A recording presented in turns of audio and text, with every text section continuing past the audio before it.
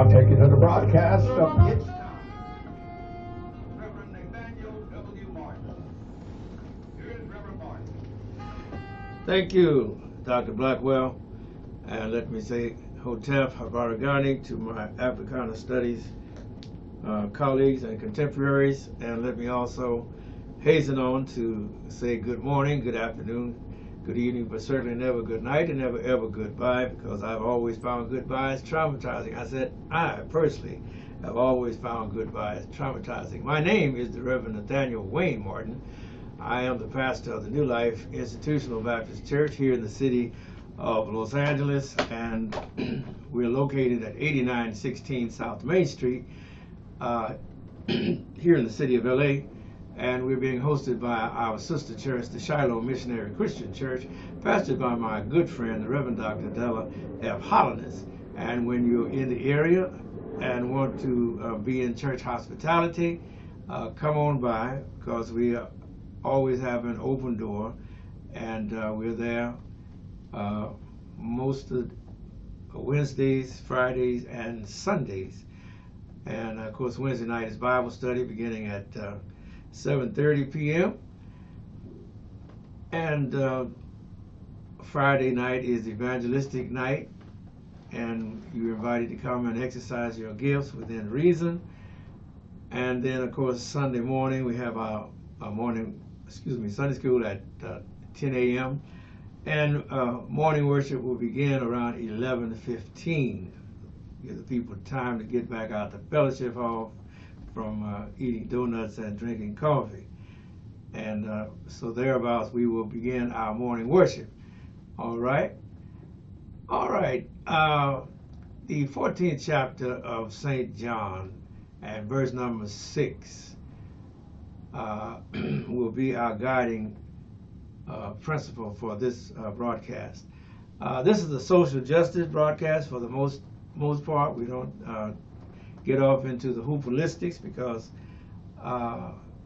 the heavy weight of the current events as reflected in the news reports and in the deeper dives which so many good journalists and news reporters have undergone to present to us a fuller picture of the world we live in, and the conditions and the circumstances and the events and the weight of those events, whether they are dealing with their history or their anthropology, requires us to stick to the attempts to be more reflective and think more deeply rather than superficially about our circumstances. The verse that I reflected upon says, I am the way, the truth, and the life. No man cometh unto the Father but by me. If you had known me, you should have known my Father also. And that was Jesus speaking in the upper room discourses. And I am so saddened to hear that one of our young sisters, Sister Danielle Sherakaya Johnson, whom called herself an astrologer, and according to her postings on X and on other websites, in regard to the eclipse that happened on Monday, said that the eclipse is a form of spiritual warfare. The apocalypse is here. Your time to choose who you believe in is now. And this Sister Johnson was claimed to be a certified Reiki master. I don't know what that Reiki master teacher. I guess that's some kind of paper you get from going through a course. And she was trained in over 10 different alternative healing modalities. She gave online spiritual support. She was a member of the online spiritual support network, and helping to cleanse your auras and your energies for a small price. I mentioned her because the eclipse was on April 8th, which was last Monday, and everybody was excited, and all the people were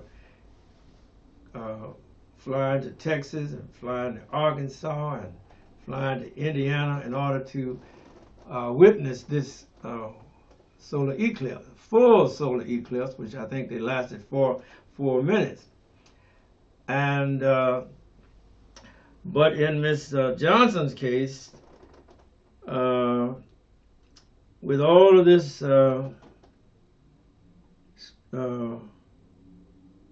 healing modalities and all of this counseling and reading that she was doing, yet she was so effective before the eclipse that she killed her boyfriend around 3:40 and put her kids in the car, a 9-year-old holding the, I think the 8-month-old baby, and set out down the south on the 405 freeway. And en route, she pushed the little 9-year-old girl out of the car. And by the 9-year-old holding the baby in her arms, the baby was killed instantly when she made contact with the cement, the asphalt of the freeway. The 9-year-olds, however, survived. And then Mrs. Johnson proceeded on down the freeway 10 miles, got off on the Pacific Coast Highway, and at 100 miles an hour proceeded to run into a tree, killing herself. And what was so horrific about it was that she was black and was living well-to-do, had a nice home, had a nice boyfriend up in Woodland Hills, and you wouldn't expect this type of activities from this class of this cast of successful people. It just goes to show you. And for all of that healing modality, she obviously didn't have no belief in God. Jesus did not say in vain, I'm the way, the truth, and the life. Now you can go all off of this astrology if you want to, but you're going to wind up confused just like this young woman. God has shown us the way. He has given us a process and a doctrine, a faith to hold on to. Our slave ancestors caught on to the Christian faith even before slavery began in Africa. Because remember, the Ethiopian eunuch took the Christian religion, so to speak, with him, went back to Ethiopia. And that may be why the Catholic Church attempts to look down on the Ethiopian Coptic Church because they had a purer grasp of Christianity than the European counterparts. And the significance of that is seen in the fact that when Christianity was handed down to us, and all through slavery, we held on to the faith. We held on to the belief that God was going to deliver us. We held on to hope, as James Weldon Johnson said in that immortal Negro national anthem, when hope unborn had died, we held on. And it is amazing to me how in this day and age, after all of that Holocaust, and we kept the faith, after all of that slavery, and we kept the faith, after all of that Jim Crow, and we kept the faith, after all of that discrimination, and we kept the faith, after all of those examples of denial, but we kept the faith. Why would we turn to these false approaches to God, as astrology, numerology, and all of that stuff is, and make such shipwreck of our lives and of ourselves? It is beyond me. And I know a lot of people don't like it, but it don't matter if you don't like it. The truth is the truth. The faith once delivered unto the saints, as Jude spoke about it in his little one chapter there. You're not going to get around that. If you want to anchor for your soul, you got to hold on to the faith. You hear us preachers tell you to hold on just a little while longer. You hear that old Negro spiritual, hold on, everything's going to be all right. It is an encouragement for a reason, because the vicissitudes and the burdens and the circumstances and the challenges and the trauma of life is such that if you don't have something to hold on to outside of yourself, then you will wind up like this young lady, Miss Danielle Johnson, God rest her soul, I pray. Because you can't anchor in astrology and looking at the stars and the moon and the sun, and following those signs. All right, your signs say, well, you're going to get in trouble today, so you stay home all day and miss your blessing. You can't put your dependence on these type of things. I know when I was a young man, we used to always ask the young ladies, what's your sign? Trying to get up a conversation. But you don't have no reality in that type of thing, because if it was astrology, then the world would be a different place. If we could depend on the sun and the moon and the 11 stars, as they are so prominently declared unto us, then no, you can't get your eye off the tradition, the doctrine. I think it's in another chapter of John where Jesus speaks and says, if any man be a follower of God, he will know of the doctrine, and whether I speak of God or whether I speak of myself. And so we who are believers, we who are, especially we who are black and have been through the storm and been through the rain and been through the trials and been through the tribulations and been through the fire and been through the flood, we cannot allow ourselves to be misled by any seducing spirit. And you have to, as we say, you have to hold on just a little while longer. Sometimes you got to hold on when Job is in his extremity. He says, though he slay me, yet will I trust him. And sometimes it comes down to that. I may not know all the answer, but I ain't gonna give up on God. That's what the essence of it is. And remember, Jesus was tried to his very hour of death. Am I right about it? And he held on to his faith in his Father. And you recall that when he was at the tomb of Lazarus, he said, he didn't pray no long prayer. He said, Lord, I know that thou hearest me always, but for the sake of those who stand by, I want to let them know that that thou hast sent me. And he raised Lazarus from the dead with just a little short prayer like that. And because of his faith or his belief and his power of belief and his knowledge, because he was in the bosom of the Father before there was an angel or before there was a world, because the essence of God is to exist. God, there's no time when God did not exist. And so that's why the Gospel of John is a different gospel from the what we call the synoptic writers who talked of Jesus' mother and having a father and shepherds coming and all that stuff.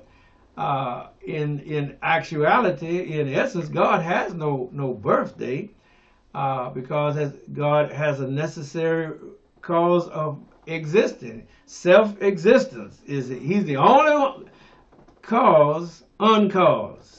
My Lord, what a concept! And we need to get our theology straight, and we need to get our philosophy straight. Remember, Grandmama didn't go to school, but she said the Lord will make a way somehow. She had more faith in God than she had in this astrology, and or these fortune tellers, or these soothsayers. And you need a solid core belief system, especially in these modern days and times when with the technology that we have now, things are happening so fast, and new things are being declared even before you can digest correctly or at least to a satisfactory ability to demonstrate that you have digested the modern new technologies. And you have to have a belief system that will help you to carry through these torrid times. Now, you may not be able to say it like Grandma or even like the Karl Barth or these other theologians, but you got to be able to know that God will be bread in a starving land. You may not be able to talk about the omnipresent God. You may not be able to pronounce these Greek and Latin words that the theologians throw about with such abandon, as omnipresence, omniscience, immutability. You may not know all of that, but when you need the Lord, you got to do like Peter said, Lord, save me. And don't be caught off depending on these Scorpio signs, the Leo signs. Forget all of that. You get Jesus in your heart, and you hold on to him. And don't let the discouragements pull you out, make you let go of his hand. You got to be as steadfast as Paul, who said, I am persuaded, in that 8th chapter of Romans, the last few verses, that neither death nor life, nor angels, nor principalities, nor height, nor depth, or any other creature shall be able to separate me from the love of God, which is in Christ Jesus. Your faith has got to be that solid, and so that you don't make shipwreck. Hey, preacher. That's what happened to the people who followed Jim Jones. They got to looking at Jim Jones, and he started up there in Redwood City, up north there, and he started out as a good spokesman for the gospel. He was of United States Indian descent, whether he was Cherokee or whatever. I never found out, but I know he was a descendant of the U.S. category of Indians, and he was going well. He would be attaching attracting followers. And he became quite prominent up there in the government there in Redwood City and in Sacramento. And he was beginning to do government programs that enable the poor and the less fortunate to have food and clothing and even to get housing. And somewhere along the line, he just got the big head. And by the time I became aware of him down here, when he came down here to have the People's Temple, which was right there at the junction of Alvarado and Hoover, great big place. And the people just thronged up there to see Jim Jones. Well, turned out Jim Jones was a quack. He was a charlatan. He was a hick. He was selling snake oil. And but he was able to attract followers from all over the state of California, north and south, because I know my friend's grandmother wanted to go with Jim Jones to Jonestown, and they said, no, you put our foot down now. You might have his picture up in your house, but you ain't going to no Jonestown. And that's what kept her from being in that killing that happened down there in Jonestown, Guyana. And so, in other words, you can fool around and get yourself led astray. You got to stay on solid ground. Talk to God. Read your Bible. Study books that are surrounding the Bible. All the Bible helps you can get, you need to pull them on in. But be prayerful and ask God, is this right? And ask God, are you with me? And get a word from the Lord. Don't just take my saying. I always say he's a lawyer in your courtroom and all of that. But you talk to God so you'll know that he will be with you in your courtroom of life. He's a doctor in your sick room. Well, you need to prove that he will be a doctor in your sick room. And that God will come in your sick room, be bread in the starving land. Then you have to prove that yourself. Don't believe it because I said it. Believe it because you searched the scriptures and had experiences with God and prayer with God. And you're not one of these name it and grab it type of Christians, which was foolishness from the start. But it just depresses me that a young lady, I think she might not even been 34 years old, has went off the deep end and went so far astray that you couldn't reclaim her, you couldn't rescue her.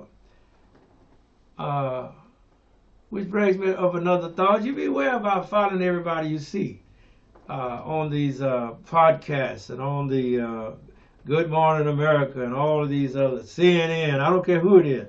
You do your research. You do your due diligence. Because this girl had studied under whoever she studied under, whatever that Reiki stuff is. And she was giving advice. She was giving counsel to other people about their auras and their energies and all of these, how to cleanse your aura, how to cleanse your energies, and how to cleanse your house and all this type of stuff. But she needed cleansing herself. She needed saving. And it just hurts my heart to know that she perished in her ignorance. And she took so many, was I guess that still has a lot of followers. She had 100,000 followers on one platform, and she had thousands of followers on a lot of these other social media platforms that she was using. And it is a tragedy that we as black people cannot afford to have happen to us. I always say we practice. All right, we always 5 minutes. They gave me that signal. We practice Christianity way better than our white brethren, as evidenced by the civil rights struggle, and even before then. But remember, most of those people that we saw on the television were Christians. The black folks was Christian, and the white folks was Christian. The black folks kneeling and praying, and the white folks with the Billy Club. The black folks singing and marching, the white folks with the water hose. How is that right? And so our Christianity was very different from our white brothers. Not all of them, for thank God for the man that got killed, because he wasn't the only one. Mr.